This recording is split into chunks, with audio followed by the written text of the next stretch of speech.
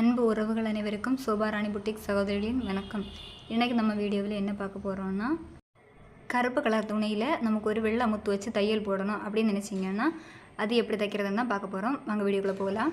முதல்ல தேவையான அளவுக்கு நூல் எடுத்து வச்சுக்கோங்க. நான் இப்போ வெறும் 5 முத்து மட்டும்தான் எடுத்து வச்சுருக்கிறேன். அதை எப்படி கொறுக்கிறதுன்னு பார்க்கலாம். சாதாரணமாக நம்ம எப்போவுமே ஊசியில் நூல் கொறுத்துட்டு அடிப்பக்கத்துலேருந்து மேல் பக்கமாக எடுப்போம். அது போலவே எடுத்துகிட்டு ஊசியில் ஒரு முத்தை கொறுத்துக்கோங்க. கொறுத்ததுக்கப்புறமா அந்த ஊசியை நம்ம எந்த இடத்துலேருந்து அடிப்பக்கத்துலேருந்து கொறுத்து மேலே எடுத்தோமோ அதே இடத்துல மறுபடியும் குத்தி அடிப்பக்கமாக விட்டுக்கோங்க. வீடியோ பார்த்திங்கன்னா அது என்ன சொல்கிறேன்னு புரியும். இடைவெளி வேணும்னா இடைவெளி விட்டுட்டு அடுத்து கொஞ்சம் தள்ளி அடுத்த முத்தையும் கொறுத்து அதையும் அடிப்பக்கமாக ஊசியை கொறுத்து தையல் போடலாம். ஒவ்வொரு தையலும் முடியும் போது கரெக்டாக இழுத்து விட்டுக்கோங்க. லூஸாக நூல் இல்லாமல் இருக்கணும். நம்ம இப்போ ஃப்ரண்டில் இப்போ ஒரு டிசைன் வைக்க போகிறோன்னா ஃபுல்லாக கவர் பண்ணுற மாதிரி பீட்ஸ் வைக்கணும்னு நினச்சிங்கன்னா இது போல் அங்கங்கேயே ஒவ்வொன்று தேவையான இடத்துல எல்லாம் குத்தி தைச்சி விட்டுட்டா போதும். அடிப்பக்கத்தில் முடிச்சு போடணும்னு கேட்டால் அடிப்பக்கத்தில் முடிச்சு போட வேண்டிய தேவையில்லை.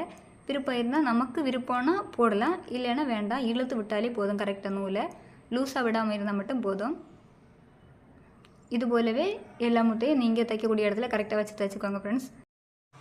நான் வேறு 5 முத்து தான் வச்சு தைச்சிருக்கேன் ஃப்ரெண்ட்ஸ். பார்க்கவே ரொம்ப அழகாக இருக்குது. அதே இது நம்ம ஒரு துணியில் முன்னாடி ஒரு டிசைன் போல் ரவுண்டு போல் இல்லை என்ன மாடலில் வைக்கணுன்னாலும் வச்சுட்டு அந்த இடம் ஃபுல்லாக கவர் பண்ணி விடும்போது இதை விட எவ்வளோ அழகாக இருக்கும்னு வீடியோ பார்த்துட்டு இருந்தீங்கன்னா உங்களுக்கே புரிஞ்சிருக்கும். மறக்காமல் இது போல் நீங்களும் ஒரு முறை ட்ரை பண்ணி பாருங்கள் ஃப்ரெண்ட்ஸ். இந்த முத்தெல்லாம் கடையிலேயே வாங்க கிடைக்கும். அப்படி இல்லைன்னா கூட நம்ம குழந்தைங்க வீட்டில் இருக்காங்கன்னா அவங்களோட ஒவ்வொரு மாலை முத்து மாலையெல்லாம் இருக்கும். அதில் இருக்கக்கூடிய முத்தை எடுத்து கூட தையல் போடலாம். இல்லைன்னா சில துணிகளில் ஷால்லையே இப்போ பார்டரில் எல்லாம் நிறைய பீட்ஸ் வச்சு கொடுத்துருக்காங்க. வேண்டாத துணி இருக்கும், அதில் இருக்கும். அப்படி கடையில் போய் வாங்க முடியாதவங்க அந்த மாதிரி இருக்கக்கூடியதை எடுத்து ட்ரை பண்ணி பாருங்கள் ஒரு முறை. அப்படி இல்லைன்னா கடைக்கு போக முடியும்னா கடையிலேருந்து வாங்கிட்டு வந்து தைச்சி பாருங்கள் ஃப்ரெண்ட்ஸ். இந்த வீடியோ உங்களுக்கு பிடிச்சிருக்குன்னு நினைக்கிறேன். இந்த வீடியோ உங்களுக்கு பிடிச்சிருந்தா லைக் பண்ணுங்கள், ஷேர் பண்ணுங்கள், கமெண்ட் பண்ணுங்கள். பக்கத்தில் இருக்கிற பெல் பட்டனை கிளிக் பண்ணி வச்சுக்கோங்க ஃப்ரெண்ட்ஸ்.